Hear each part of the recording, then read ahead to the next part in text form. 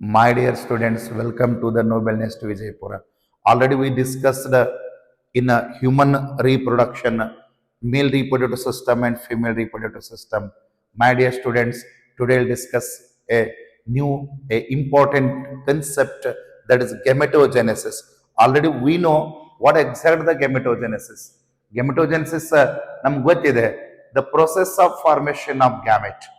Process of formation of gamete is known as what here? Gametogenesis. ಹಾಗಾದರೆ ಇವತ್ತಿನ class ಒಳಗಡೆ ನಾವು ಗ್ಯಾಮೆಟ್ ಎಲ್ಲಿ ತಯಾರಾಗುತ್ತೆ ಮತ್ತು ಗ್ಯಾಮೆಟ್ ಅಂದ್ರೆ ಏನು ನೋಡೋಣ ವಿದ್ಯಾರ್ಥಿಗಳೇ. ಹಾಗಾದ್ರೆ ಗ್ಯಾಮೆಟ್ ಅಂದ್ರೆ ಏನು? Gamete it is A cell. It is A cell participated in the reproduction. ಅಂದ್ರೆ ರೀಪ್ರೊಡಕ್ಷನ್ದಾಗ ಭಾಗವಹಿಸುವಂತ ಒಂದು ಸೆಲ್ ಇದೆ. ಆ ಸೆಲ್ಗೆ ನಾವು ಗ್ಯಾಮೆಟ್ ಅಂತ ಹೇಳ್ತಾ ಇದ್ದೀವಿ.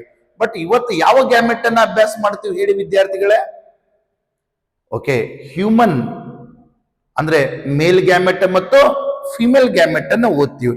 ಅದಕ್ಕಿಂತ ಮೊದಲು ನಾವು ಗ್ಯಾಮೆಟ್ ಎಲ್ಲಿ ತಯಾರಾಗ್ತವೆ ಅನ್ನೋದು ಇಲ್ಲಿ ನೋಡೋಣ ವಿದ್ಯಾರ್ಥಿಗಳೇ. ಸಿಯರ್ ಎಲ್ಲಿ ಗ್ಯಾಮೆಟ್ಗಳು ತಯಾರಾಗ್ತವೆ ನೋಡಿ. ಇನ್ ಕೇಸ್ ಆಫ್ ಮೇಲ್, ಗ್ಯಾಮೆಟ್ ಎಲ್ಲಿ ತಯಾರಾಗ್ತದೆ ಅಂತ ಕೇಳಿದ್ರೆ ಅದು ಟೆಸ್ಟಿಸ್ ನಲ್ಲಿ ತಯಾರಾಗುತ್ತೆ. ನಮ್ಗೆ ಆಲ್ರೆಡಿ ಗೊತ್ತಿದೆ ಟೆಸ್ಟಿಸ್ ಒಳಗಡೆ ಎಲ್ಲಿ ತಯಾರಾಗುತ್ತೆ, ಹೆಂಗ್ ತಯಾರಾಗುತ್ತೆ, ನಾವು ಮುಂದೆ ನೋಡೋಣ ವಿದ್ಯಾರ್ಥಿಗಳೇ. ಹಾಗಾದ್ರೆ ಫಿಮೇಲ್ ಗ್ಯಾಮೆಟ್ ಎಲ್ಲಿ ತಯಾರಾಗ್ತಾವ ಅಂತ ಕೇಳಿದ್ರೆ ಓವರೀಸ್ ಒಳಗಡೆ ತಯಾರಾಗ್ತವೆ. ಹಾಗಾದ್ರೆ ಇನ್ನೊಂದು ಅರ್ಥ ಮಾಡ್ಕೊಳ್ಳಿ, ಈ ಟೆಸ್ಟಿಸ್ ಮತ್ತು ಓವರಿ ಈಗ ಗೊನ್ಯಾಡ್ ಅಂತ ಕರೀತಾರೆ.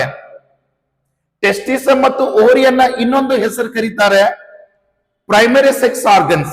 ನೋಡಿ, ಪ್ರೈಮರಿ ಸೆಕ್ಸ್ ಆರ್ಗನ್ ಟೆಸ್ಟಿಸ್ ಮೇಲ್ದೊಳಗಡೆ, ಪ್ರೈಮರಿ ಸೆಕ್ಸ್ ಆರ್ಗನ್ ಓವರೀಸ್ ಅದು ಫಿಮೇಲ್ಸ್ ದೊಳಗಡೆ. ವಿದ್ಯಾರ್ಥಿಗಳ ಇನ್ನೊಂದು ಹೆಸರಲ್ಲೇ ಕರೀತಾರೆ, ಈಗ ಮಿಕ್ಸ್ಡ್ ಗ್ಲ್ಯಾಂಡ್ ಅಂತಾರೆ, ಹೆಟೆರೋಕ್ರೈನ್ ಗ್ಲ್ಯಾಂಡ್ ಅಂತ ಕರೀತಾರೆ. ಮಿಕ್ಸ್ಡ್ ಗ್ಲ್ಯಾಂಡ್ ಒಳಗಡೆ 3 ಎಕ್ಸಾಂಪಲ್ಸ್ ನಾವು ಕಾಣಬಹುದು. ಯಾವ್ಯಾವ ಹೇಳಿ ನೋಡೋಣ. ಒಂದು ಓರಿ ಇದೆ, ಟೆಸ್ಟಿಸ್ ಇದೆ, ಪ್ಯಾನ್ಕ್ರಿಯಾಸ್ ಇದೆ. ವಿದ್ಯಾರ್ಥಿಗಳೇ, ಎಕ್ಸಾಮ್ದೊಳಗಡೆ ಮಿಕ್ಸ್ಡ್ ಅಥವಾ ಹೆಟ್ರೋಕ್ರೈನ್ ಗ್ಲ್ಯಾಂಡ್ ಈ 3 ಕೊಟ್ಟು ಇದ್ರ ಜೊತೆ ಲಿವರ್, ಥೈರಾಯ್ಡ್, ಪ್ಯಾರಾಥೈರಾಯ್ಡ್ ಕೇಳುವಂತ ಸಾಧ್ಯತೆ ಇದೆ MCQ ದೊಳಗಡೆ. ಓಕೆ, ಹಾಗಾದ್ರೆ ಗೆಮೆಟೋಜೆನೆಸಿಸ್ ದೊಳಗಡೆ ಇವತ್ತ ನಾವು ಯಾವ ಕನ್ಸೆಪ್ಟ್ ಅನ್ನು ನೋಡೋಣ ವಿದ್ಯಾರ್ಥಿಗಳೇ ಅಂತ ಕೇಳಿದ್ರೆ ಸ್ಪರ್ಮೆಟೋಜೆನೆಸಿಸ್ ಅದ್ರೊಳಗಡೆ ಆನ್ಸರ್ ಇದೆ. ಸ್ಪರ್ಮೆಟೋಜೆನೆಸಿಸ್ ಅಂದ್ರೆ ತಯಾರಾಗೋದು, ಜೆನೆಸಿಸ್ ಅಂದ್ರೆ ಫಾರ್ಮೇಶನ್ ಆಗೋದು, ಜೆನೆಸಿಸ್ ಅಂದ್ರೆ ಹುಟ್ಟುವುದು. ಏನು ಹುಟ್ಟುವುದು ಹೇಳಿ ನೋಡೋಣ? ಸ್ಪರ್ಮ್ ಹುಟ್ಟುವುದು. ಹಾಗಾದ್ರೆ ಸ್ಪರ್ಮ್ ಯಾವಾಗ ಹುಟ್ಟುತ್ತೆ? ಹಾಗಾದ್ರೆ ಸ್ಪರ್ಮ್ ತಯಾರಾಗಬೇಕಾದ್ರೆ ಮೂಲವಾದ ಸೆಲ್ ಯಾವುದು? ಅದರಾಗಿರುವಂತ ಪ್ಲಾಡಿ ಯಾವುದು? ಪ್ಲಾಡಿ ಅಂದ್ರೆ ಡಿಪ್ಲಾಯ್ಡ್, ಹೆಪ್ಲಾಯ್ಡ್ ಅಂತ ಏನ್ ಹೇಳ್ತೀವಲ್ಲ, ಕ್ರೋಮೋಜೋಮ್ಗಳ ಪೇರ್ಗಳನ್ನ ಹೇಳ್ತೀವಲ್ಲ, ಅದನ್ನ ಡಿಟೇಲ್ ಆಗಿ ತಿಳಿಯುವಂಗೆ ಸಾವಕಾಶ ಆಗಿ ಓದ್ಕೊಟ್ಟು ಹೋಗೋಣ. ನೀವು ನನ್ನ ಜೊತೆನೆ ಸ್ವಲ್ಪ ನೋಟ್ಸ್ ಬರ್ಕೋತ ಹೋದ್ರು ಸಹಿತ ನಿಮ್ಗೆ ಅನುಕೂಲ ಆಗತ್ತೆ. ನೋಡಿ, ನಾವು ಸದ್ಯ ಓದ್ತಾ ಇರುವಂತ ಕನ್ಸೆಪ್ಟ್ ಯಾವುದಿದೆ ಅಂತ ಕೇಳಿದ್ರೆ ಸ್ಪರ್ಮೆಟೋಜೆನೆಸಿಸ್ ವೆರಿ ಸಿಂಪಲ್. ಏನ್ ಹೇಳ್ತಾನೆ ನೋಡಿ, ದ ಇಮ್ಯಾಚ್ಯೂರ್ ಮೇಲ್ ಜರ್ಮ್ ಸೆಲ್. ಇಲ್ಲಿ ಹೊಸದಾಗಿ ತಯಾರಾಗಲ್ಲ. ಇದು ಏನಾಗ್ತದ ಅಂತ ಕೇಳಿದ್ರೆ ಒಂದು ಸೆಲ್ ಇದೆ, ಅದು ಇಮ್ಯಾಚ್ಯೂರ್ ಸೆಲ್ ಇದೆ, ಅದಕ್ಕೆ ನಾವು ಸ್ಪರ್ಮೆಟೋಗೋನಿಯಾ ಅಂತ ಕರಿತೀವ್ರಿ, ಗ್ಯಾಮೆಟ್ ಮದರ್ ಸೆಲ್ ಅಂತ ಕರಿತೀವ್ರಿ. ಅದು ಎಲ್ಲಿ ಇರ್ತದ ಅಂತ ಕೇಳಿದ್ರೆ ಸೆಮಿನಿಫರಸ್ ಟ್ಯೂಬ್ಯೂಲ್ಸ್ ದಾಗಿರುತ್ತೆ. ಸೆಮಿನಿಫರಸ್ ಟ್ಯೂಬ್ಯೂಲ್ಸ್ ದಲ್ಲಿ ಇರುವಂತಹ ಇಮ್ಯಾಚ್ಯೂರ್ ಇದ್ದಿದ್ದು ಅದು ಮ್ಯಾಚ್ಯೂರ್ಡ್ ಆಗತ್ತೆ. ಹಾಗಾದ್ರೆ ಹೆಂಗಾಗತ್ತೆ, ಯಾವ ಡಿವಿಷನ್ ತಗೊಳತ್ತೆ ಅನ್ನೋದು ನೋಡೋಣ ವಿದ್ಯಾರ್ಥಿಗಳೇ. ಸಿಯರ್ ನೋಡಿ, ಇಮ್ಯಾಚ್ಯೂರ್ ಮೇಲ್ ಜರ್ಮ್ ಸೆಲ್ ಅದಕ್ಕೆ ನಾವು ಸ್ಪರ್ಮೆಟೋಗೋನಿಯಾ ಅಂತ ಕರಿತೀವಿ. ಹಾಗಾದ್ರೆ ಸ್ಪರ್ಮೆಟೋಗೋನಿಯಾದಲ್ಲಿ 46 ಕ್ರೋಮೋಜೋಮ್ಸ್ ಇರ್ತವೆ. ಸ್ಪರ್ಮೆಟೋಗೋನಿಯಾ ಇದು ಡಿಪ್ಲಾಯ್ಡ್ ಇರ್ತದ. ಸ್ಪರ್ಮೆಟೋಗೋನಿಯಾ ಇದು ಇಮ್ಯಾಚ್ಯೂರ್ ಮೇಲ್ ಜರ್ಮ್ ಸೆಲ್ ಎಲ್ಲಿ ಇರ್ತದ seminiferous ಟ್ಯೂಬಿಲ್ಸ್ ದಲ್ಲಿರುತ್ತೆ. Seminiferous ಟ್ಯೂಬಿಲ್ಸ್ of what? Testis. ನೋಡಿ, ಇದನ್ನ ಸ್ವಲ್ಪ ನಾವು ಅರ್ಥ ಮಾಡ್ಕೊಂಡೀವಿ ಅಂದ್ರೆ ನಮ್ಗೆ ಬಹಳ ಈಸಿ ಆಗತ್ತೆ. ಹಾಗಾದ್ರೆ ಇಟ್ ಸಿಂಪಲ್ ಆಗಿ ಹೇಳ್ತಾ ನೋಡಿ, immature male germ cell produced sperm by process called spermatogenesis that begins at puberty. ಯಾವಾಗ ಸ್ಟಾರ್ಟ್ ಆಗತ್ತೆ ಅಂದ್ರೆ ಪ್ಯೂಬರ್ಟಿ ಒಳಗಡೆ ಸ್ಟಾರ್ಟ್ ಆಗತ್ತೆ. ಪ್ಯೂಬರ್ಟಿ ಅಂದ್ರೆ ಏನು? It is A transition period. ಈ ಕಡೆ ಚೈಲ್ಡ್ ಇದೆ, ಚೈಲ್ಡ್ ದಿಂದ ಅಡಲ್ಟ್ ಆಗಬೇಕು. ಚೈಲ್ಡ್ ದಿಂದ ಅಡಲ್ಟ್ ಆಗುವ ಸಮಯದಲ್ಲಿ ಒಂದು ಪೀರಿಯಡ್ ಇದೆ, ದಟ್ ಇಸ್ 11 to 12, 13, 11, 12, 13 ವರ್ಷದ ಒಂದು ಪೀರಿಯಡ್ ಇದೆಯಲ್ಲ, ಆ ಪೀರಿಯಡ್ ಅನ್ನು we call it is A puberty ಅಂತ ಕರಿತೀವ್ರಿ, ಪ್ರೌಢಾವಸ್ಥೆ ಅಂತ ಕರಿತೀವ್ರಿ. ಹಾಗಾದ್ರೆ ನೆಕ್ಸ್ಟ್ ಪಾಯಿಂಟ್ ಹೋಗೋಣ. ಆ ಸ್ಪರ್ಮಿಟೋಗೋನಿಯಾ ಇಸ್ ಪ್ಲೂರಲ್ ಫಾರ್ಮ್. ಸ್ಪರ್ಮಿಟೋಗೋನಿಯಂ ಇದ್ದಿದ್ದು ಸ್ಪರ್ಮ್ ಆಗಿ ಹೆಂಗೆ ತಯಾರಾಗತ್ತೆ? ಹಾಗಾದ್ರೆ ತಯಾರಾಗಬೇಕಾದ್ರೆ ಅಲ್ಲಿ ಯಾವ್ಯಾವ ಸೆಲ್ ಡಿವಿಷನ್ಗಳಾಗ್ತವೆ ಅದ್ರ ಬಗ್ಗೆ ಡಿಟೇಲ್ ಆಗಿ ನೋಡೋಣ. ನಾ ನೋಡಿ, ನಿಮ್ಮ NCERT ನಲ್ಲಿರುವಂತದ್ದು ಒಂದೊಂದು ಪಾಯಿಂಟ್ಸ್ ಅನ್ನ ಎಕ್ಸ್ಪ್ಲೇನ್ ಮಾಡ್ಕೊಂಡು ಹೋಗ್ತೀನಿ. ನೋಡಿ, ಸ್ಪರ್ಮಿಟೋಗೋನಿಯಾ ಆಲ್ರೆಡಿ ಹೇಳಿದ್ದೀನಿ, ಇದು ಡಿಪ್ಲಾಯ್ಡ್, ಅದರ ಸಿಂಗ್ಯುಲರ್ ಫಾರ್ಮ್ ಸ್ಪರ್ಮಿಟೋಗೋನಿಯಂ. ನೋಡಿ ಏನಾಗ್ತಾ ಇದೆ, inside the wall of the seminiferous tubules. ಅರ್ಥ ಮಾಡ್ಕೊಳ್ಳಿ, ನೋಟ್ ಮಾಡ್ಕೊಳ್ಳಿ. Spermatogonia inside the wall of the seminiferous tubules multiply ಅಂದ್ರೆ ಹೆಚ್ಚಾಗ್ತಾ ಇದಾವೆ. ಯಾವ ಸೆಲ್ ಡಿವಿಷನ್ ಅಂತ ಕೇಳಿದ್ರೆ ಮೈಟೋಟಿಕ್ ಡಿವಿಷನ್. ಅರ್ಥ ಮಾಡ್ಕೊಳ್ಳಿ, ಯಾವಾಗ ಮೈಟೋಟಿಕ್ ಡಿವಿಷನ್ ಆಗುತ್ತೆ ಅಲ್ಲ, ಕ್ರೋಮೋಜೋಮ್ ನಂಬರ್ ಸೇಮ್ ಇರುತ್ತೆ. ಮೈಟೋಟಿಕ್ ಡಿವಿಷನ್ ಆದೊಳಗ ಸಾಮಾನ್ಯವಾಗಿ 2 ಸೆಲ್ ಈಕ್ವಲ್ ಆಗಿರ್ತವೆ. ಕ್ರೋಮೋಜೋಮ್ಗಳು ಹೆಂಗಿರ್ತಾವ ಅಂದ್ರೆ, ಎಷ್ಟು ಈ ಸ್ಪರ್ಮಿಟೋಗೋನಿಯಾದೊಳಗಡೆ ಎಷ್ಟು ಸೆಲ್ ಇದ್ವಲ್ಲ ಅಷ್ಟೇ ಸೆಲ್ ಉಳ್ಕೊಳ್ಳುತ್ತೆ. That is what here mitotic division. ಹಾಗಾದ್ರೆ ಮತ್ತೊಂದು ಪ್ರಶ್ನೆ ಬರುತ್ತೆ ವಿದ್ಯಾರ್ಥಿಗಳೇ, ಈ ಸ್ಪರ್ಮಿಟೋಗೋನಿಯಾ ಮೈಟೋಟಿಕ್ ಡಿವಿಷನ್ ಆಗ್ತಾ ಇದೆಯಲ್ಲ, ಕಾರಣವೇನು? ಎಕ್ಸಾಮ್ ದಾಗ ಕೇಳ್ತಾನೆ, ಸ್ಪರ್ಮಿಟೋಗೋನಿಯಾ ಅಂಡರ್ಗೋ ಮೈಟೋಟಿಕ್ ಡಿವಿಷನ್, ಇದ್ರ ಉದ್ದೇಶ ಏನಾಗಿತ್ತು ಅಂತ ಕೇಳಿದ್ರೆ to increase the number of cells. ನೆನ್ಪಿಟ್ಕೊಳ್ಳಿ, ಅರ್ಥ ಮಾಡ್ಕೊಳ್ಳಿ. ಏನಂತ ಕೇಳಿದ್ರೆ ಮೈಟೋಟಿಕ್ ಸೆಲ್ ಡಿವಿಷನ್ ಆಗುವುದರಿಂದ ಆ ಸೆಲ್ಗಳು ಇದ್ದುವಲ್ಲ, ಸೆಲ್ಗಳ ಸಂಖ್ಯೆ ಹೆಚ್ಚಾಗತ್ತೆ.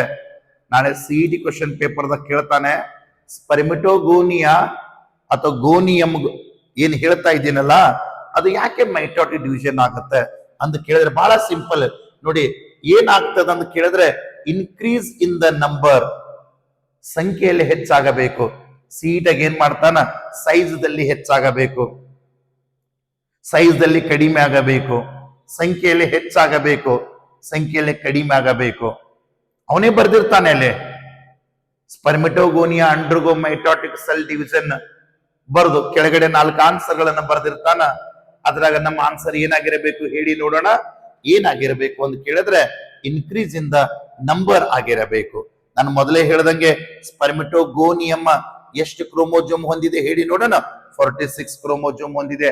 ಕ್ವಶನ್ ಪೇಪರ್ ದಾಗ ಕೇಳ್ತಾನೆ, ಸ್ಪರ್ಮಿಟೋಗೋನಿಯಂ ಇದನ್ನ ಡಿಪ್ಲಾಯ್ಡ್ ಅಂತ ಕರಿಬಹುದು, 2n ಅಂತೆ ಬರೀಬಹುದು, 46 ಕ್ರೋಮೋಜೋಮ್ಸ್ ಅಂತ ಬರೀಬಹುದು. ಹಾಗಾದ್ರೆ ನಾವು ನೆಕ್ಸ್ಟ್ ಪಾಯಿಂಟಿಗೆ ಹೋಗೋಣ. ಬಹಳ ಇಂಪಾರ್ಟೆಂಟ್ ಪಾಯಿಂಟ್ ಇದೆ. ಯಾವ ಪಾಯಿಂಟ್ ಅನ್ನ ನಾನು ಇಲ್ಲಿ ಹೋಗ್ತಾ ಇರುವುದಂತ ಕೇಳಿದ್ರೆ, ಸಮ್ ಆಫ್ ದ ಸ್ಪರ್ಮಿಟೋಗೋನಿಯಾ. ನೆನ್ಪಿಟ್ಕೊಳ್ಳೆ, ಎಲ್ಲ ಅಲ್ಲ, ಕೆಲವು ಸ್ಪರ್ಮಿಟೋಗೋನಿಯಾಗಳು ಏನಾಗ್ತಾವ ಅಂತ ಕೇಳಿದ್ರೆ ಸ್ವಲ್ಪ ಇಲ್ಲಿ ಬರ್ದಿಲ್ಲ ವಿದ್ಯಾರ್ಥಿಗಳೇ, ಸ್ವಲ್ಪ ಮ್ಯಾಚುರೇಷನ್ ಆಗ್ತವೆ. ಅದನ್ನ ಫೇಸ್ ಆಫ್ ಗ್ರೋತ್ ಅಂತ ಕರೀತಾರೆ. ಅಂದ್ರೆ ಅಷ್ಟು ಸ್ಪರ್ಮಿಟೋಗೋನಿಯಾಗಳಂತ ಹೇಳ್ತಾ ಇಲ್ಲ, ಅದರಲ್ಲಿ ಕೆಲವು ಸ್ಪರ್ಮಿಟೋಗೋನಿಯಾಗಳು ಏನಿದ್ದಾವಲ್ಲ ಅವು ಮ್ಯಾಚುರೇಷನ್ ಆಗ್ತವೆ. ಮ್ಯಾಚುರೇಷನ್ ಅಂದ್ರೆ ಗ್ರೋತ್ ಆಗ್ತವೆ. ದಟ್ ಈಸ್ ಕಾಲ್ಡ್ ಪ್ರೈಮರಿ ಸ್ಪರ್ಮಿಟೋಸೈಟ್ ಅಂತ ಕರೀತಾರೆ. ಏನಂತ ಕರೀತಾರೆ ಹೇಳಿ ನೋಡೋಣ, ಪ್ರೈಮರಿ ಸ್ಪರ್ಮಿಟೋಸೈಟ್. ಹಾಗಾದ್ರೆ ಎಕ್ಸಾಮ್ ದಾಗ ಕೇಳ್ತಾನೆ, ಸ್ಪರ್ಮಿಟೋಗೋನಿಯಾ ಇದ್ದಿದ್ದು ನಿಮ್ಗೆ ಪ್ರೈಮರಿ ಸ್ಪರ್ಮಿಟೋಸೈಟ್ ಆಯ್ತಲ್ಲ, ಅದು ಫಸ್ಟ್ ಮಿಯೋಟಿಕ್ ಆಯ್ತು, ಇದನ್ನೆಲ್ಲ ಬೇರೆ ಬೇರೆ ಕ್ವಶನ್ಸ್ ಗಳು ಹಾಕುವಂತ ಸಾಧ್ಯತೆ ಇದೆ. ಇಲ್ಲ ವಿದ್ಯಾರ್ಥಿಗಳೇ, ಸ್ಪರ್ಮಿಟೋಗೋನಿಯಾ ಇದ್ದಿದ್ದು ಪ್ರೈಮರಿ ಸ್ಪರ್ಮಿಟೋಸೈಟ್ ಆಗಬೇಕಾದ್ರೆ ಅದನ್ನ ಫೇಸ್ ಆಫ್ ಗ್ರೋತ್ ಅಂತಾನೆ. ಗ್ರೋತ್ ಆಗಿರುತ್ತೆ ಅಷ್ಟೇ. ಅಲ್ಲಿ ಆ ಸೆಲ್ ಗ್ರೋತ್ ಆಗುತ್ತೆ. ಎಲ್ಲಾ ಸೆಲ್ಸ್ಗಳು ಆಗ್ತಾವ ಇಲ್ಲ, ಅದರಲ್ಲಿ ಕೆಲವು ಸೆಲ್ಸ್ಗಳು ಫೇಸ್ ಆಫ್ ಗ್ರೋತ್ ದಾಗ ಹೋಗುತ್ತೆ, ಹೋಗಿ ಪ್ರೈಮರಿ ಸ್ಪರ್ಮಿಟೋಸೈಟ್ ಆಗ್ತವೆ. ಮತ್ತೊಂದು ಪ್ರಶ್ನೆ ಬರುತ್ತೆ, ಪ್ರೈಮರಿ ಸ್ಪರ್ಮಿಟೋಸೈಟ್ಸ್ ಒಳಗಡೆ ಎಷ್ಟು ಕ್ರೋಮೋಜೋಮ್ಸ್ ಗಳ ಸಂಖ್ಯೆ ಇರ್ತವೆ? 46 ಕ್ರೋಮೋಜೋಮ್ಸ್. ಮತ್ತ ಒಂದು ಸಿಇಟಿ ಕ್ವಶನ್ ಕೇಳ್ತಾನೆ. ಮತ್ತ ನೋಡಿ, ಕನ್ಸಿಸ್ಟ್ ಆಫ್ 2 ಐಡೆಂಟಿಕಲ್ ನೋಡಿ, ಅಂದ್ರೆ 46 ಕ್ರೋಮೋಜೋಮ್ಸ್ ಗಳಿದಾವೆ. ಪ್ರತಿ ಕ್ರೋಮೋಜೋಮ್ದಲ್ಲಿ 2 ಐಡೆಂಟಿಕಲ್ ಸಿಸ್ಟರ್ ಕ್ರೋಮ್ಯಾಟಿಡ್ಸ್ ಇರ್ತವೆ. ಇನ್ನೊಂದು ಕ್ವಶನ್ ಕೇಳ್ತಾನಪ್ಪಿ, ಪ್ರೈಮರಿ ಸ್ಪರ್ಮಿಟೋಸೈಟ್ಸ್ ಒಳಗಡೆ ಎಷ್ಟು ಕ್ರೋಮ್ಯಾಟಿಡ್ಸ್ ಗಳಿರ್ತವೆ? 92 ಕ್ರೋಮ್ಯಾಟಿಡ್ಸ್ ಗಳಿರ್ತವೆ. Very important for the competitive exam. Very important ವಿದ್ಯಾರ್ಥಿಗಳೇ. ಪ್ರೈಮರಿ ಸ್ಪರ್ಮಿಟೋಸೈಟ್ ಒಳಗಡೆ ಕ್ರೋಮೋಜೋಮ್ ಎಷ್ಟು ಅದಾವೆ ಹೇಳು? 46 ಇದಾವೆ. ಹಾಗಾದ್ರೆ ಪ್ರೈಮರಿ ಸ್ಪರ್ಮಿಟೋ ಸ್ವಲ್ಪ ಕನ್ಫ್ಯೂಷನ್ ಮಾಡೋ ಸಂಬಂಧ cell division chapter first PUC ಸ್ವಲ್ಪ ಅಪ್ಲೈಡ್ ಮಾಡ್ತಾನೆ. ಹಾಗಾದ್ರೆ ಕ್ರೋಮೋಜೋಮ್ಸ್ ಗಳು ಎಷ್ಟಿದಾವೆ ಹೇಳಿ ನೋಡೋಣ? 90. ನೋಡಿ, ಕ್ರೋಮ್ಯಾಟಿಡ್ಸ್ ಗಳು ಎಷ್ಟಿದಾವೆ ಹೇಳಿ ನೋಡೋಣ? 92. ಕ್ರೋಮೋಜೋಮ್ಸ್ ಗಳು ಎಷ್ಟಿದಾವೆ ಹೇಳಿ ನೋಡೋಣ? 46 ಇದಾವೆ. ಓಕೆ, ಸ್ವಲ್ಪ ಇದನ್ನ ನೀವು ತಿಳ್ಕೊಂಡಿದ್ದೆ ಆಯ್ತಂದ್ರೆ ನೆಕ್ಸ್ಟ್ ಮತ್ತೆ ಹೋಗೋಣ. ಇಲ್ಲಿ ನಾನು ಅದ್ರ ಬಗ್ಗೆ ಎಕ್ಸ್ಪ್ಲೇನ್ ಮಾಡಿದ್ದೀನಿ ನೋಡಿ. ಮತ್ತ ಏನಾಗತ್ತೆ? Primary spermatocyte undergo meiotic division. ಹಾಗಾದ್ರೆ ಪ್ರೈಮರಿ ಸ್ಪರ್ಮಿಟೋಸೈಟ್ ಮಿಯೋಸಿಸ್ ಎಂಟರ್ ಆಗತ್ತೆ. ಮಿಯೋಸಿಸ್ ಕಂಪ್ಲೀಟ್ ಆಗಬೇಕಾದ್ರೆ ನಮ್ಗೆಲ್ಲರಿಗೂ ಗೊತ್ತಿದೆ, meiotic first division and meiotic second division. Meiotic first division ಮತ್ತು ಮಿಯೋಟಿಕ್ ಸೆಕೆಂಡ್ ಡಿವಿಷನ್. ಹಾಗಾದ್ರೆ ಮಿಯೋಟಿಕ್ ಫಸ್ಟ್ ಡಿವಿಷನ್ ನೆನ್ಪಿಟ್ಕೊಳ್ಳಿ. ಮಿಯೋಟಿಕ್ ಫಸ್ಟ್ ಡಿವಿಷನ್ ಅನ್ನ ರಿಡಕ್ಷನ್ ಡಿವಿಷನ್ ಅಂತಾರೆ. ಯಾಕೆ ಮಿಯೋಟಿಕ್ ಫಸ್ಟ್ ಡಿವಿಷನ್ ಅನ್ನ ರಿಡಕ್ಷನ್ ಅಂತಾರಂದ್ರೆ 46 ಕ್ರೋಮೋಜೋಮ್ಸ್ ಗಳು ಏನಿದ್ವಲ್ಲ, ಆ 46 ಕ್ರೋಮೋಜೋಮ್ಸ್ ಗಳು ಅರ್ಧ ಆಗ್ತಾವೆ ವಿದ್ಯಾರ್ಥಿಗಳು. 23 ಕ್ರೋಮೋಜೋಮ್ಸ್ ಗಳಾಗ್ತವೆ. ಓಕೆ, ನಾನು ಇಲ್ಲಿ ಎಕ್ಸ್ಪ್ಲೇನ್ ಮಾಡ್ತೀನಿ ನೋಡಿ. Very simple. ಏನ್ ಹೇಳ್ತಾ ಇದೆ ನೋಡಿ, ಪ್ರೈಮರಿ ಸ್ಪರ್ಮಿಟೋಸೈಟ್ ಕಾನ್ಸಂಟ್ರೇಟ್ ಮಾಡಿ completes the first meiotic division. ನಾನು ಮೊದಲೇ ಹೇಳ್ದಂಗೆ ಮಿಯೋಸಿಸ್ ಕಂಪ್ಲೀಟ್ ಆಗಬೇಕಾದ್ರೆ meiosis first and meiosis second ಆಗಬೇಕು. ಬಟ್ ನಾವಿಲ್ಲಿ ಓದ್ತಾ ಇರೋದು ಯಾವ್ದು ಹೇಳಿ ನೋಡೋಣ? First meiotic division. First meiotic division ದಾಗ ಯಾರು ಎಂಟರ್ ಆಗಿದ್ದಾರೆ ಹೇಳಿ ನೋಡೋಣ? ಪ್ರೈಮರಿ ಸ್ಪರ್ಮಿಟೋಸೈಟ್ ಎಂಟರ್ ಆಗಿದೆ. ಅವನೇನ್ ಹೇಳ್ತಾ ಇದ್ದಾರೆ? Primary spermatocyte completes the first meiotic. You remember, very interesting. ಏನಾಗುತ್ತೆ ಅಂತ ಕೇಳಿದ್ರೆ ರಿಡಕ್ಷನ್ ಡಿವಿಷನ್ ನಾನು ಮೊದಲೇ ಹೇಳ್ದಂಗೆ leading to formation of 2 equal haploid cells called secondary.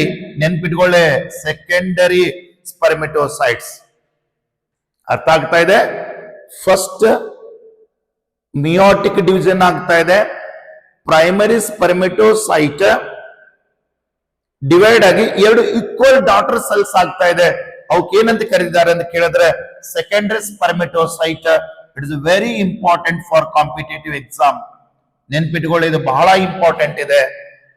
ಯಾಕೆ ಇಂಪಾರ್ಟೆಂಟ್ ಇದೆ ಅಂತ ಕೇಳಿದ್ರೆ ಸೆಕೆಂಡರಿ ಸ್ಪರ್ಮಿಟೋಸೈಟ್ಸ್ ದಲ್ಲಿ ಕ್ರೋಮೋಜೋಮ್ಗಳ ಸಂಖ್ಯೆ ಎಷ್ಟಿರ್ತಾವ ಅಂತ ಕೇಳಿದ್ರೆ 23 ಕ್ರೋಮೋಜೋಮ್ಸ್ ಗಳು ಇರ್ತಾವೆ. ನೆನ್ಪಿಟ್ಕೊಳ್ಳಿ. ಹಾಗಾದ್ರೆ ಕ್ರೋಮ್ಯಾಟಿಡ್ಸ್ ಗಳ ಸಂಖ್ಯೆ ಎಷ್ಟಿರ್ತಾವ ಅಂತ ಕೇಳಿದ್ರೆ 46 ಕ್ರೋಮ್ಯಾಟಿಡ್ಸ್ ಗಳು ಇರ್ತಾವೆ. ಯಾಕಂದ್ರೆ ನೀವು ಕ್ರೋಮ್ಯಾಟಿಡ್ಸ್ ಮತ್ತು ಕ್ರೋಮೋಜೋಮದ ಮಧ್ಯೆ ವ್ಯತ್ಯಾಸ ಗೊತ್ತಾಗ್ಲಿಲ್ಲ ಅಂದ್ರೆ ನೀವು ಎಲ್ಲರೂ ಏನ್ ಮಾಡ್ಬಿಡ್ತೀರಿ ಗೊತ್ತಾ ವಿದ್ಯಾರ್ಥಿಗಳೇ? ಎಕ್ಸಾಮ್ ದಾಗ ಏನ್ ಕೇಳ್ತಾನೆ? ಸೆಕೆಂಡರಿ ಸ್ಪರ್ಮಿಟೋಸೈಟ್ಸ್ ಅವ ಹೆಂಗ್ ಬರೀತಾನಂದ್ರೆ ಪ್ರೈಮರಿ ಸ್ಪರ್ಮಿಟೋಸೈಟ್ ಫಸ್ಟ್ ಮಿಯೋಟಿಕ್ ಡಿವಿಷನ್ ಮುಗಿದ ನಂತರ ಸೆಕೆಂಡರಿ ಸ್ಪರ್ಮಿಟೋಸೈಟ್ಸ್ ಆಗ್ತವೆ. ಹಾಗಾದ್ರೆ ಸೆಕೆಂಡರಿ ಸ್ಪರ್ಮಿಟೋಸೈಟ್ಸ್ ಆಗ್ತಾವಲ್ಲ, ಅದರಲ್ಲಿ ಕ್ರೋಮೋಜೋಮ್ಗಳ ಸಂಖ್ಯೆ ಎಷ್ಟಿರ್ತಾವ? ಓಕೆ, 23 ಇರ್ತಾವೆ. ಎಷ್ಟಿರ್ತಾವೆ ಹೇಳಿ ನೋಡೋಣ? 23 ಇರ್ತಾವೆ. ಕ್ರೋಮ್ಯಾಟಿಡ್ಸ್ ಗಳ ಸಂಖ್ಯೆ 46 ಇರುತ್ತೆ. ನೆನ್ಪಿಟ್ಕೊಳ್ಳಿ, ಇದು ಕ್ರೋಮೋಜೋಮ್ಸ್ ಗಳ ಸಂಖ್ಯೆ. ಹಾಗಾದರೆ ಅಲ್ಲಿ ಹೆಂಗ್ ರೀಪ್ರೆಸೆಂಟ್ ಮಾಡ್ತಾರೆ? ಎನ್ ಅಂತಾರೆ. ಹಾಗಾದ್ರೆ ಸೆಲ್ ಏನಾಗಿರ್ತದ ಅಂತ ಕೇಳಿದ್ರೆ ಹೆಪ್ಲಾಯ್ಡ್ ಆಗಿರ್ತದ. ನೋಡಿ ಹೆಂಗಿದ್ದಾರೆ, ಅರ್ಥ ಆಯ್ತಾ? ಸೆಕೆಂಡರಿ ಸ್ಪರ್ಮಿಟೋಸೈಟ್ ಕ್ರೋಮೋಜೋಮ್ ಕೇಳಿದ್ರೆ 23, ಕ್ರೋಮ್ಯಾಟಿಡ್ಸ್ ಕೇಳಿದ್ರೆ 46, ಬ್ಲಾಡಿ ಕೇಳಿದರೆ ಹೆಪ್ಲಾಯ್ಡ್ ಹೆಪ್ಲಾಯ್ಡ್ ಅನ್ನ ಹೆಂಗ್ ರಿಪ್ರೆಸೆಂಟ್ ಮಾಡ್ತಾರೆ ಹೇಳಿ ನೋಡೋಣ ಬಯೋಲಜಿ ಒಳಗಡೆ ಎನ್ ಅಂತೆ ಗುರುತು ಮಾಡ್ತಾರೆ ವಿದ್ಯಾರ್ಥಿಗಳೇ. Very simple.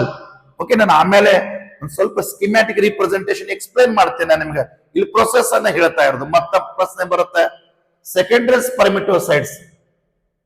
ನಾವ್ ಇಲ್ಲಿ secondary spermatocytes undergo the second meiotic. ನಾನು ಆಗಲೇ ಹೇಳ್ದಂಗೆ ನೋಡಿದೀರಾ, ಮಿಯೋಸಿಸ್ ಕಂಪ್ಲೀಟ್ ಆಗಬೇಕಾದ್ರೆ ಫಸ್ಟ್ ಮಿಯೋಟಿಕ್ ಮುಗೀತೀಗ, ದ ಸೆಕೆಂಡ್ ಮಿಯೋಸಿಸ್ ಅಥವಾ ಸೆಕೆಂಡ್ ಮಿಯೋಟಿಕ್ ಡಿವಿಷನ್ ಬಂದಿದೇವ್ರಿ.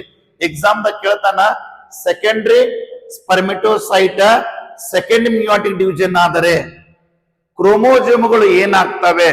ಸೇಮ್ ಇರ್ತವೆ. ಕ್ರೋಮೋಜೋಮ್ಗಳ ಸಂಖ್ಯೆ ಸೇಮ್ ಇರುತ್ತೆ. ಅದು ಎಣ್ಣೆ ಆಗಿ ಉಳಿದಿರುತ್ತೆ.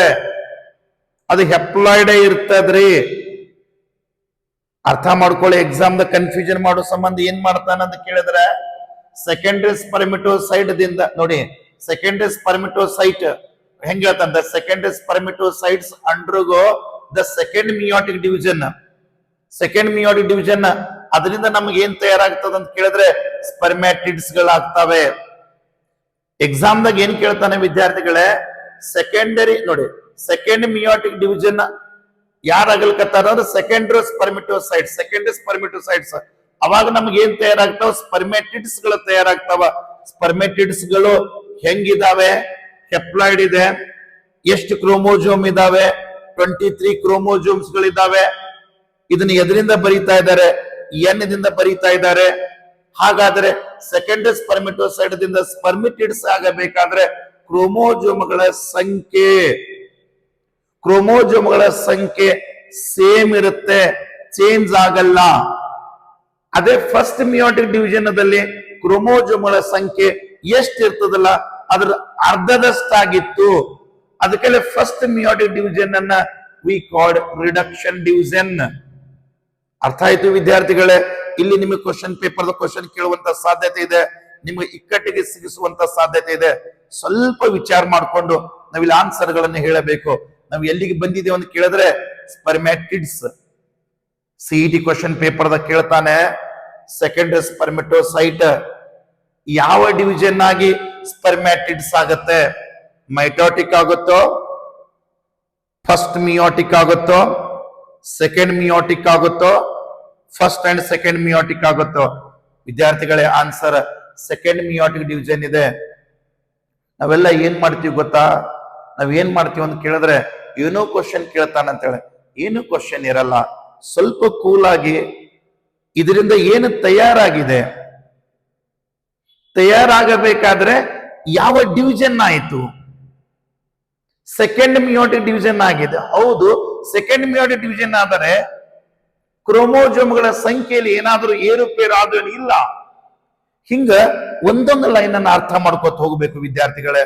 ಸ್ವಲ್ಪ ನಾನು ನಿಮಗ ಇಲ್ಲಿ ನೋಡಿ ಯಾವ ರೀತಿ ಚೇಂಜ್ ಆಯ್ತು ಅನ್ನೋದು ಹೇಳ್ತೀನಿ ನೋಡಿ. ಇದು ಸೆಮಿನಿಫೆರಸ್ ಟ್ಯೂಬಿಲ್ಸ್ ವಾಲ್ ತೋರಿಸಿದಾನೆ ನೋಡಿ. ಈ ಸೆಲ್ ಬಗ್ಗೆ ಹೇಳ್ತಾ ಇದ್ದಾನೆ. ಇದು ಸ್ಪರ್ಮಿಟೋಗೋನಿಯಂ. ಸಿಇಟಿ ಕ್ವಶನ್ ಪೇಪರ್ ದಾಗ ಬಂದರೆ ನೆಕ್ಸ್ಟ್ ಈ ಸೆಲ್ ಅನ್ನ ಸರಟೋಲಿಸ್ ಸೆಲ್ ಅಂತ ಕರೀತಿದ್ದಾರೆ. ನಿಮ್ಗೆ ಗೊತ್ತಿದೆ ಸರಟೋಲಿಸ್ ಸೆಲ್ ಕೆಲಸ ಏನ್ ಮಾಡ್ತದ ಅಂತ ಕೇಳಿದ್ರೆ ನರಿಶ್ಮೆಂಟ್ ಮಾಡುತ್ತೆ. ಯಾರಿಗೆ ನರಿಶ್ಮೆಂಟ್ ಮಾಡುತ್ತೆ ಅಂತ ಕೇಳಿದ್ರೆ ಸ್ಪರ್ಮಿಟೋಗೋನಿಯಂ ನರಿಶ್ಮೆಂಟ್ ಮಾಡುತ್ತೆ. ಯಾವ ಸಮಯದಲ್ಲಿ ಅಂತ ಕೇಳಿದ್ರೆ ಸ್ಪರ್ಮಿಟೋಗೋನಿಯಂ ನಿಂದ ಸ್ಪರ್ಮಿಟೋಜೋವಾ ಆಗುವ ಸಮಯದಲ್ಲಿ. ಹಾಗಾದ್ರೆ ಹೆಂಗ ಚೇಂಜ್ ನೋಡಿ ಕ್ವಶನ್ ಪೇಪರ್ ದಾಗಪ್ಪೆ ಮೊದಲು ಏನಿತ್ತು ಹೇಳಿ ನೋಡೋಣ? ಸ್ಪರ್ಮಿಟೋಗೋನಿಯಂ ಇತ್ತು. ಆಮೇಲೆ ಏನಾಯ್ತು ಹೇಳಿ ನೋಡೋಣ? ಪ್ರೈಮರಿ ಸ್ಪರ್ಮಿಟೋಸೈಟ್ ಆಯ್ತು. ಆಮೇಲೆ ಏನಾಯ್ತು ಹೇಳಿ ನೋಡೋಣ? ಸೆಕೆಂಡರಿ ಸ್ಪರ್ಮಿಟೋಸೈಟ್ ಆಯ್ತು. ಆಮೇಲೆ ಏನಾಯ್ತು ಹೇಳಿ ನೋಡೋಣ? ಸ್ಪರ್ಮ್ಯಾಟಿಡ್ ಆಯ್ತು. ಇಲ್ಲಿ ತನ ಓದ್ಕೊಂಡಿದ್ದ ವಿದ್ಯಾರ್ಥಿಗಳೇ, ನಿಮ್ ಎಕ್ಸಾಮ್ ದಾಗ ಏನ್ ಮಾಡ್ಬಿಡ್ತಾನ, ಸ್ಪರ್ಮಿಟೋಗೋನಿಯಂ ಆಗನ ಸರಟೋಲಿಸ್ ಸೆಲ್ ಆಯ್ತು ಅಂತ ಹೇಳ್ತಾನ. How can possible?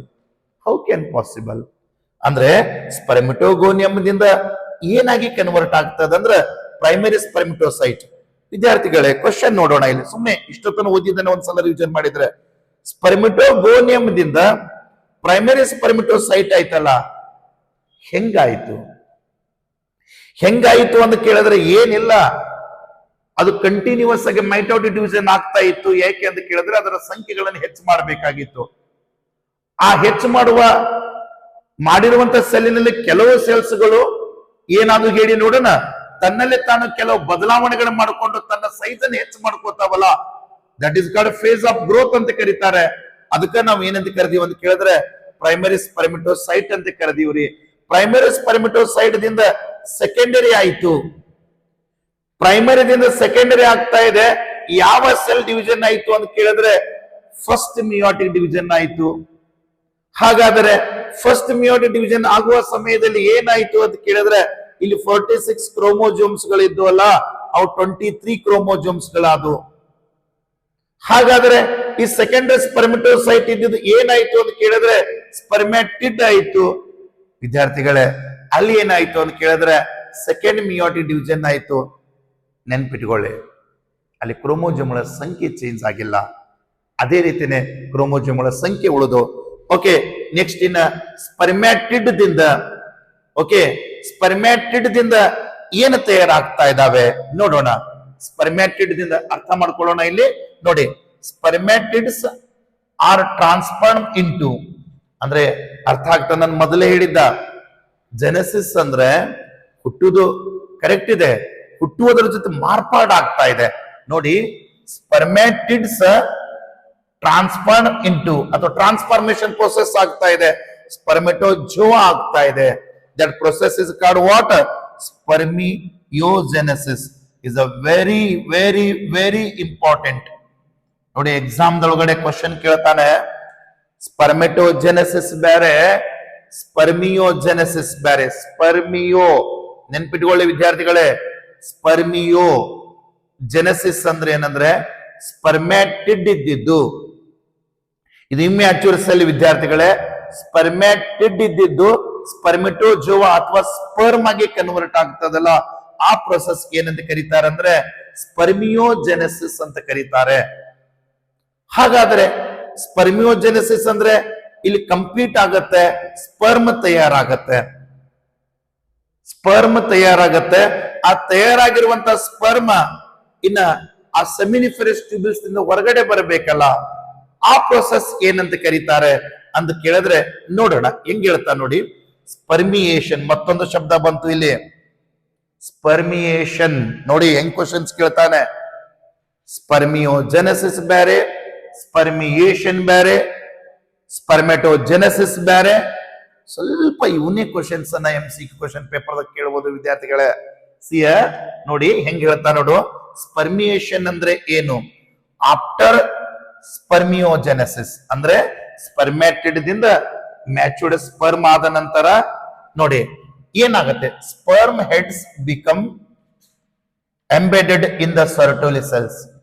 ಅಂದ್ರೆ ಆಲ್ರೆಡಿ ನಿಮ್ಗೆ ಗೊತ್ತಿರಬಹುದು, ಆ ಸರ್ಟೋಲಿ ಸೆಲ್ಲಿಗೆ ಈ ತರ ಅಟ್ಯಾಚ್ಮೆಂಟ್ ಎಂಬೆಡೆಡ್ ಆಗಿತ್ತು. ಹಾಗಾದ್ರೆ ಸ್ಪರ್ಮ್ ಯಾವಾಗ ತಯಾರಾಗುತ್ತಲ್ಲ, ಫೈನಲಿ ಏನಾಗುತ್ತೆ ನೋಡಿ, ಫೈನಲಿ ಸ್ಪರ್ಮ್ ತಯಾರಾದ ನಂತರ ಫೈನಲ್ ಲಾಸ್ಟ್ ಏನಾಗುತ್ತೆ ಅಂದ್ರೆ released from the seminiferous tubules by the process called what here spermiation. ಅರ್ಥ ಆಗತ್ತೆ ವಿದ್ಯಾರ್ಥಿಗಳೇ? ಸ್ಪರ್ಮಿಯೇಷನ್ ನೋಡಿ, TION ಬಂದ್ರೆ ಇದು ಪ್ರೊಸೆಸ್. ಹಾಗಾದ್ರೆ ವಾಟ್ ಈಸ್ ಸ್ಪರ್ಮಿಯೇಷನ್? ಸಿಂಪಲ್ ಆಗಿ ಹೇಳ್ತೀನಿ ಕೇಳಿ ನೋಡಿ. ಫೈನಲ್ ಅಂದ್ರೆ ಏನ್ ಹೇಳ್ತಾನ, ಸ್ಪರ್ಮ್ ತಯಾರಾಗತ್ತಲ್ಲ, ಆ ಸ್ಪರ್ಮ್ ರಿಲೀಸ್ಡ್ ಆಗತ್ತೆ. ಎಲ್ಲಿದಿಂದ ರಿಲೀಸ್ ಆಗತ್ತೆ? ಸೆಮಿನಿಫೆರಸ್ ಟ್ಯೂಬ್ಯೂಲ್ಸ್ ದಿಂದ ರಿಲೀಸ್ ಆಗತ್ತೆ. ಸೆಮಿನಿಫೆರಸ್ ಟ್ಯೂಬ್ಯೂಲ್ಸ್ ದಿಂದ ಸ್ಪರ್ಮ್ ರಿಲೀಸ್ ಆಗಿ ಹೊರಗಡೆ ಬರ್ತಾ ಇದೆಯಲ್ಲ, ಎಲ್ಲಿ ಬರ್ತಂದ್ರೆ ಲುಮೆನ್ ಬರುತ್ತೆ ಅಪ್ಪ. ಎಲ್ಲಿ ಪೂರಾ ಹೊರಗಡೆ ಬರೋದಕ್ಕೆ ಅದಕ್ಕೆ ಇಜಾಕ್ಯುಲೇಷನ್ ಅಂತ ಕರೀತಾರೆ, ಅದು ಹೇಳ್ತಾ ಇಲ್ಲ. Okay, that is called what here spermiation. Okay, next point ಹೋಗೋಣ. ಈಗ ಸ್ಪರ್ಮಿಯೇಷನ್ ಆಯ್ತು, ಸ್ಪರ್ಮ ಸೆಮಿನಿಫೆರಸ್ ಟ್ಯೂಬ್ಯೂಲ್ಸ್ ದಿಂದ ಹೊರಗಡೆ ಬರ್ತಾ ಇದೆ. ಇನ್ನ ನೆಕ್ಸ್ಟ್ ಬಹಳ ಇಂಪಾರ್ಟೆಂಟ್ ಪಾಯಿಂಟ್ ನಾನು ನಿಮ್ಗೆ ಹೇಳಿದ್ದ ವಿದ್ಯಾರ್ಥಿಗಳೇ, ಸ್ಪರ್ಮ್ ತಯಾರಾಗಬೇಕಾದ್ರೆ at a puberty, at the age of 11, 12, 13 years ದಾಗೆ ಈ ಸ್ಪರ್ಮ್ ತಯಾರಾಗ್ತದ ಅಂತ ಹೇಳಿದ.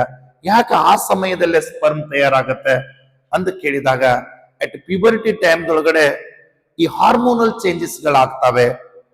ಯಾವ ಹಾರ್ಮೋನ್ಗಳು ಈ ಸ್ಪರ್ಮ್ ಅನ್ನ ತಯಾರು ಮಾಡಕ್ಕ ಸ್ಟಿಮ್ಯುಲೇಟ್ ಮಾಡ್ತವೆ, ಮತ್ತು ಆ ಹಾರ್ಮೋನ್ ಹೆಸರೇನು ಮತ್ತು ಆ ಹಾರ್ಮೋನ್ ಯಾರು ತಯಾರಿಸ್ತಾರೆ ಅನ್ನೋದು ಸ್ವಲ್ಪ ಅದಕ್ಕೊಂದು ಹೆಡಿಂಗ್ ಕೊಟ್ಟು ನಾನು ಇಲ್ಲಿ ಎಕ್ಸ್ಪ್ಲೇನ್ ಮಾಡ್ತಾ ಇರೋದು ವಿದ್ಯಾರ್ಥಿಗಳೇ. ಏನಂತ ಕೇಳಿದ್ರೆ ಹಾರ್ಮೋನಲ್ ರೆಗ್ಯುಲೇಷನ್ ಆಫ್ ಸ್ಪರ್ಮಿಟೋಜೆನೆಸಿಸ್. ರೆಗ್ಯುಲೇಷನ್ ಅಂದ್ರೆ ನಿಯಂತ್ರಣ ಮಾಡ್ತಾ ಇದೆ See here, ನೋಡಿ, spermatogenesis. It's very interesting. Spermatogenesis starts at the age of puberty. Very interesting. ನಾನು ಮೊದಲೇ ಹೇಳಿದ ಪ್ಯೂಬರ್ಟಿ ಒಳಗಡೆ ಸ್ಪರ್ಮೆಟೋಜೆನೆಸಿಸ್ ಸ್ಟಾರ್ಟ್ ಆಗತ್ತೆ. ಅದೇ oogenesis ಯಾವಾಗ ಸ್ಟಾರ್ಟ್ ಆಗತ್ತೆ? ಹೆಣ್ಣು ಮಕ್ಕಳಲ್ಲಿರುವಂತ ಫಿಮೇಲ್ ಗ್ಯಾಮೆಟ್ ಅನ್ನ ಊಹಂ ಅಥವಾ ಎಗ್ ಅಂತಾರೆ. ಹಾಗಾದ್ರೆ ಆ ಪ್ರೊಸೆಸ್ ತಯಾರಾಗುವಂತ ಪ್ರೊಸೆಸ್ oogenesis ಅಂತಾರೆ. ಇಲ್ಲಿ ಹೆಂಗ ಸ್ಪರ್ಮೆಟೋಜೆನೆಸಿಸ್ ಅಂತಾರಲ್ಲ, ಅಲ್ಲಿ oogenesis ಅಂತಾರೆ. ಅದು ಯಾವಾಗ ಸ್ಟಾರ್ಟ್ ಆಗತ್ತೆ ಅಂತ ಕೇಳಿದ್ರೆ, ಒಂದು ಹೆಣ್ಣು ಮಗು ತನ್ನ ತಾಯಿಯ ಗರ್ಭದಲ್ಲೇ ಇದ್ದಾಗ, ಆ ಹೆಣ್ಣು ಮಗುವಿಗೆ ಎರಡು ಓರಿ, ಫೀಟಲ್ ಓರಿ ಅಂತ ಕರೀತಾರೆ. ಫೀಟಸ್ ನಾಗಿರುವಂತ ಓರಿಯನ್ ಫೀಟಲ್, ತಾಯಿಯ ಗರ್ಭದಲ್ಲೇ ಅವಾಗೆ oogenesis ಸ್ಟಾರ್ಟ್ ಆಗುತ್ತೆ. ಅವಾಗೆ ಗ್ಯಾಮೆಟ್ ತಯಾರಾಗಿ ಶುರು ಮಾಡುತ್ತೆ in case of female. But ಮೇಲ್ದೊಳಗಡೆ at the age of 11, 12, 13 that puberty age ದೊಳಗಡೆ ಸ್ಟಾರ್ಟ್ ಆಗುತ್ತೆ. ಅವಾಗೆ ಸ್ಟಾರ್ಟ್ ಆಗಬೇಕಾದ್ರೆ ಕಾರಣವಾಗಿರುವಂತ ಹಾರ್ಮೋನ್ ಯಾವುದು ಅಂತ ಕೇಳಿದ್ರೆ, that is very interesting. Hypothalamus. Okay, ನಿಮ್ಗೆ ಗೊತ್ತಿರಬಹುದು ಹೈಪೋಥಾಲಮಸ್ ಒಳಗಡೆ ನ್ಯೂರೋಸೆಕ್ರೆಟರಿ ಸೆಲ್ಸ್ ಅಂತ ಇರ್ತಾವೆ. ನ್ಯೂರೋಸೆಕ್ರೆಟರಿ ಸೆಲ್ಸ್ ಹಾರ್ಮೋನ್ಗಳನ್ನ ರಿಲೀಸ್ ಮಾಡ್ತವೆ. ಸಾಮಾನ್ಯವಾಗಿ 2 ತರದ ಹಾರ್ಮೋನ್ಗಳು ರಿಲೀಸ್ ಮಾಡ್ತವೆ. ಒಂದು ಸ್ಟಿಮ್ಯುಲೇಟ್ ಮಾಡುವಂತ ಹಾರ್ಮೋನ್ಗಳು, ಒಂದು ಇನ್ಹಿಬಿಟ್ ಮಾಡುವಂತ ಹಾರ್ಮೋನ್ಗಳು. ಹಾಗಾದರೆ ಇಲ್ಲಿ 2 ಇಂಪಾರ್ಟೆಂಟ್ ಹಾರ್ಮೋನ್ಗಳು ತಯಾರು ಮಾಡ್ತವೆ. ಆ ಹಾರ್ಮೋನ್ಗಳ ಹೆಸರು ಏನು ಮತ್ತು ಯಾವ ರೀತಿ ಇಲ್ಲಿ ಪ್ರೊಸೆಸ್ ನಡೆಯುತ್ತೆ ಅನ್ನೋದು ಸ್ವಲ್ಪ ಎಕ್ಸ್ಪ್ಲನೇಷನ್ ಮಾಡೋಣ. ಸಿಯರ್ ನೋಡಿ, ಡ್ಯೂ ಟು ದ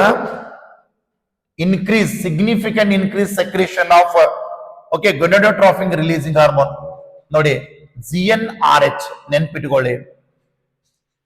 ಎಕ್ಸಾಮ್ ದಾಗ ಕೇಳ್ತಾನೆ, ಗೊಂನೆಡೋಟ್ರಾಫಿಕ್ ಹಾರ್ಮೋನ್ LH ಮತ್ತು FSH, ಫಾಲಿಕಲ್ ಸ್ಟಿಮ್ಯುಲೇಟಿಂಗ್ ಹಾರ್ಮೋನ್ ಮತ್ತು ಲ್ಯೂಟಿನೈಸಿಂಗ್ ಹಾರ್ಮೋನ್ಗಳು ಇವು ಪಿಟ್ಯೂಟರಿ ಗ್ಲ್ಯಾಂಡ್ ಒಳಗಡೆ ತಯಾರಾಗ್ತವೆ. ಅದು ತಯಾರಾಗಬೇಕಾದ್ರೆ ಹೈಪೋಥಾಲಮಸ್ ದಲ್ಲಿರುವಂತ ರಿಲೀಸಿಂಗ್ ಹಾರ್ಮೋನ್ ಅಂತ ಕರೀತಾರೆ, ಸ್ಟಿಮ್ಯುಲೇಟಿಂಗ್ ಹಾರ್ಮೋನ್ಸ್ ಗಳಂತ ಕರೀತಾರೆ. ಅದು ಯಾವ ಹಾರ್ಮೋನ್ ತಯಾರಾಗಿದೆ ಅಂತ ಕೇಳಿದ್ರೆ, ದಟ್ ಇಸ್ ಕಾಲ್ಡ್ GnRH. ಹೇಳಿ ನೋಡೋಣ, ಗೊಂನೆಡೋಟ್ರೋಪಿನ್ ರಿಲೀಸಿಂಗ್ ಹಾರ್ಮೋನ್.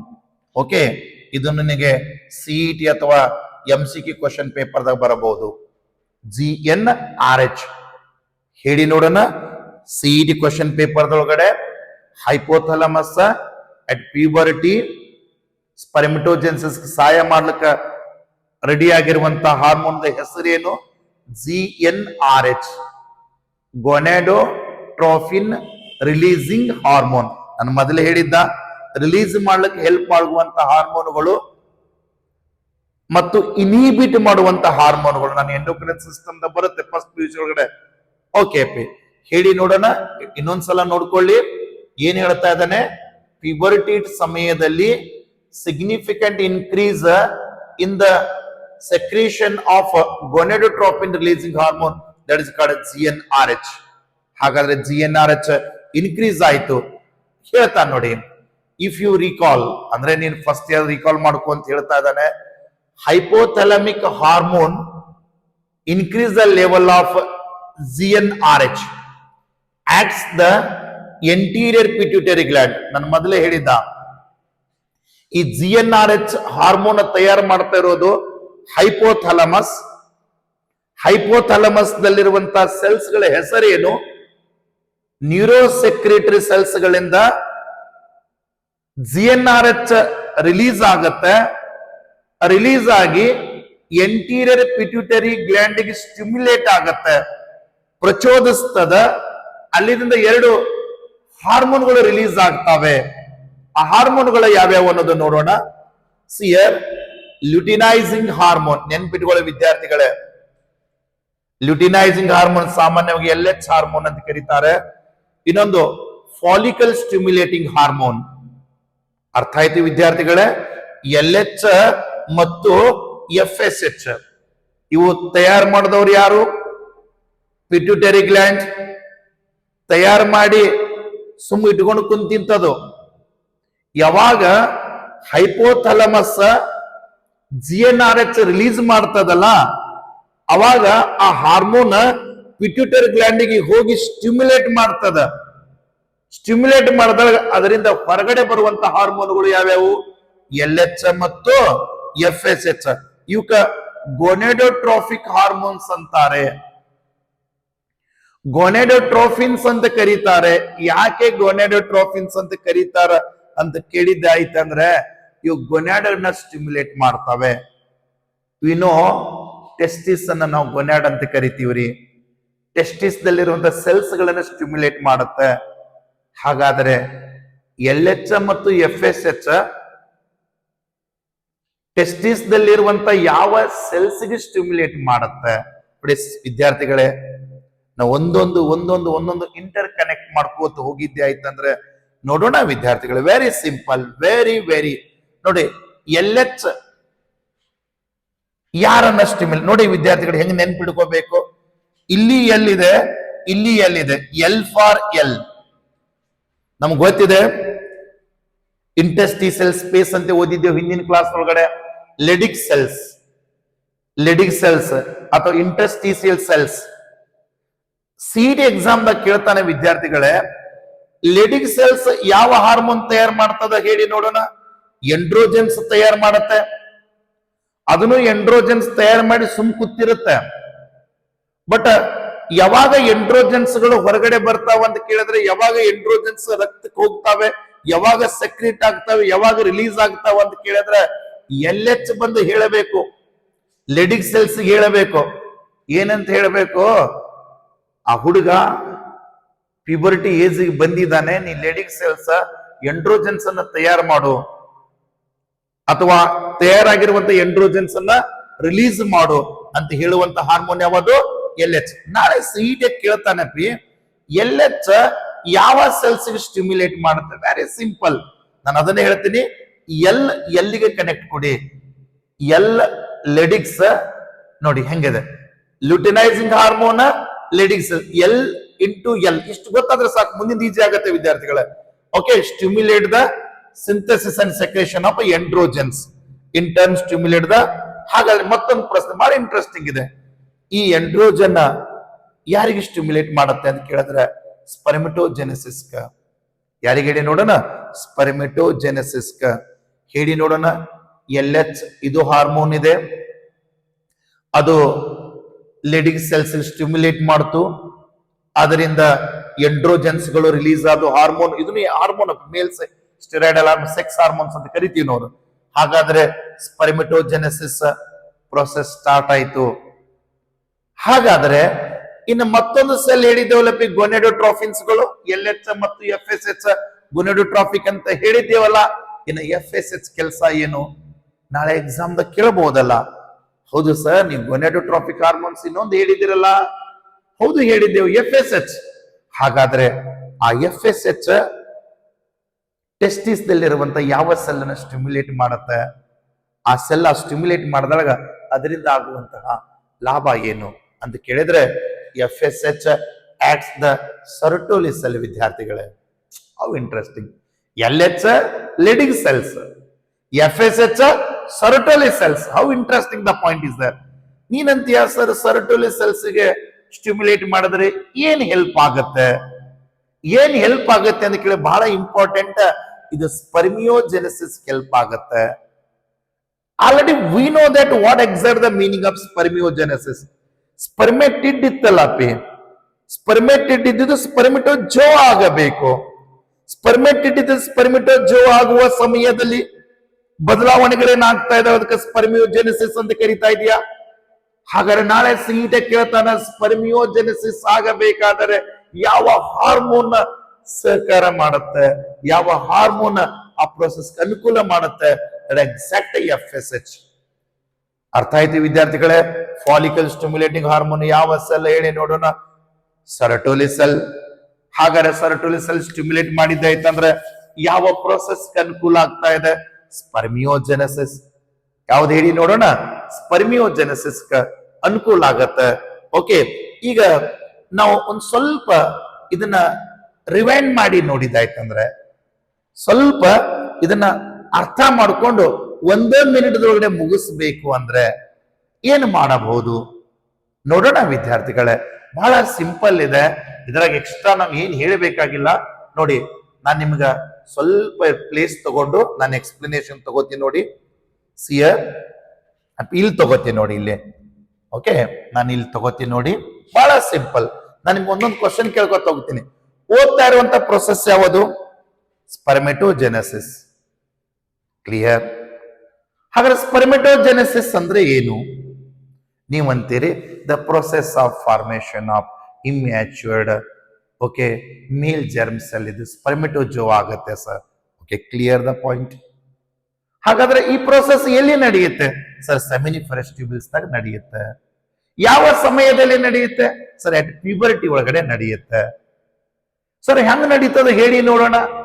ಏನಿಲ್ಲ ಅಪ್ಪಿ, ಸ್ಪರ್ಮಿಟೋಗೋನಿಯಾಗಳು ಮೇಲ್ ಜರ್ಮ್ ಸೆಲ್ ಅಂತ ಕರಿತೀರಲ್ಲ, ಒಂದು ಸ್ಟೆಪ್ದೊಳಗಡೆ ಸ್ಪರ್ಮಿಟೋಗೋನಿಯಾ ಅಥವಾ ಗೋನಿಯಮ್ ಅವು ಏನಾಗ್ತದಂದ್ರೆ ಮೈಟೋಟಿಕ್ ಡಿವಿಷನ್ ಆಗ್ತಾವ ವಿದ್ಯಾರ್ಥಿಗಳೇ.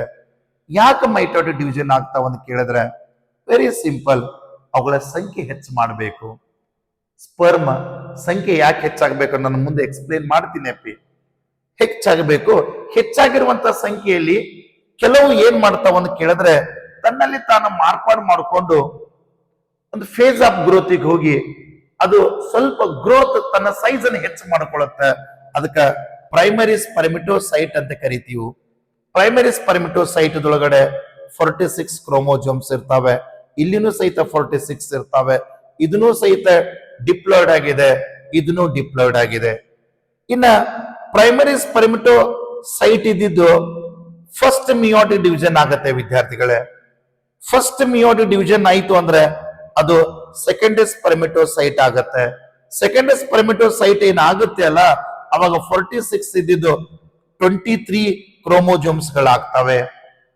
ಓಕೆ, ನಾನು ಮುಂದೆ ಹೇಳ್ತೀನಿ 26 ಒಳಗಡೆ ಆ ಕ್ರೋಮೋಜೋಮ್ ಹೆಂಗಿರ್ತಾವ ಮುಂದೆ ನೋಡೋಣ. 23 ಕ್ರೋಮೋಜೋಮ್ಸ್ ಗಳಾಗ್ತವೆ. ಈಗ 23 ಕ್ರೋಮೋಜೋಮ್ಸ್ ಮತ್ತ ಈ ಸೆಕೆಂಡ್ ಸ್ಪರ್ಮಿಟೋಸೈಟ್ ಸೆಕೆಂಡ್ ಮಿಯೋಟಿಕ್ ಡಿವಿಷನ್ ಆಗತ್ತೆ. ಅವಾಗ ಇದು ಸ್ಪರ್ಮ್ಯಾಟಿಡ್ ಆಗತ್ತೆ. ಸ್ಪರ್ಮ್ಯಾಟಿಡ್ ಇದ್ದಿದ್ದು ಏನಾಗಿ ಕನ್ವರ್ಟ್ ಆಗತ್ತೆ ಅಂತ ಕೇಳಿದ್ರೆ ಸ್ಪರ್ಮಿಟೋಜೋವಾ ಆಗತ್ತೆ. ಸ್ಪರ್ಮಿಟೋಜೋವಾ ಏನಾಗುತ್ತೆ ಅಲ್ಲ, ಇದಕ್ಕೆ ನೀ ಸ್ಪರ್ಮಿಯೋಜೆನೆಸಿಸ್ ಅಂತ ಕರೆದಿದೀಯಾ. ಈಗ ಸ್ಪರ್ಮ್ ತಯಾರಾಯಿತು ಸೆಮಿನಿಫರಸ್ ಟ್ಯೂಬ್ಯೂಲ್ಸ್ ದಿಂದ ಲುಮೆನ್ ಅಲ್ಲಿ ಒಂದು ಓಕೆ ಸೆಮಿನಿಫರಸ್ ರೇಟೆಡ್ ಟೆಸ್ಟಿಸ್ ಅದು ಹಿಂದಿನ ಕ್ಲಾಸ್ ಅಲ್ಲಿ ರಿಲೀಸ್ ಆಗತ್ತೆ, ಹೊರಗಡೆ ಬರುತ್ತೆ ಅಲ್ಲ, ದಟ್ ಇಸ್ ಕಾಲ್ಡ್ ಸ್ಪರ್ಮಿಯೇಷನ್. ಓಕೆ, ಅರ್ಥ ಆಯ್ತು ವಿದ್ಯಾರ್ಥಿಗಳೇ. ನೋಡಿ, ನಾನು ಪ್ರತಿ ಸಲ ನಿಮ್ಗೊಂದೊಂದು ಮಾತುಗಳನ್ನು ಹೇಳಿ ಹೋಗ್ತಿರ್ತೀನಿ. ನಾನು ಇವತ್ತ ಏನ್ ಹೇಳ್ತೀನಿ ಅಂತ ಕೇಳಿದ್ರೆ ಈಗ ಒಂದು ಸ್ವಲ್ಪ ಕಷ್ಟ ಅನಿಸುತ್ತೆ ವಿದ್ಯಾರ್ಥಿಗಳೇ. ಈ ಓದುವುದು ಸ್ವಲ್ಪ ಕಷ್ಟ ಅನಿಸುತ್ತೆ. ಕಷ್ಟ ಆದರೂ ಪರವಾಗಿಲ್ಲ, ಇಷ್ಟಪಟ್ಟವ್ರಿಗೋಸ್ಕರ ನಮ್ಮ ಜೀವನ ಇಷ್ಟಪಡುವುದು ಅಂತ ತಿಳ್ಕೊಂಡಾಳಾಗೆ ನಮ್ಮ ಕಷ್ಟ ಆದರೂ ಪರವಾಗಿಲ್ಲ, ಸ್ವಲ್ಪ ಓದೋಣ, ಒಂದು ಹೆಜ್ಜೆ ಒಂದು ಹೆಜ್ಜೆ.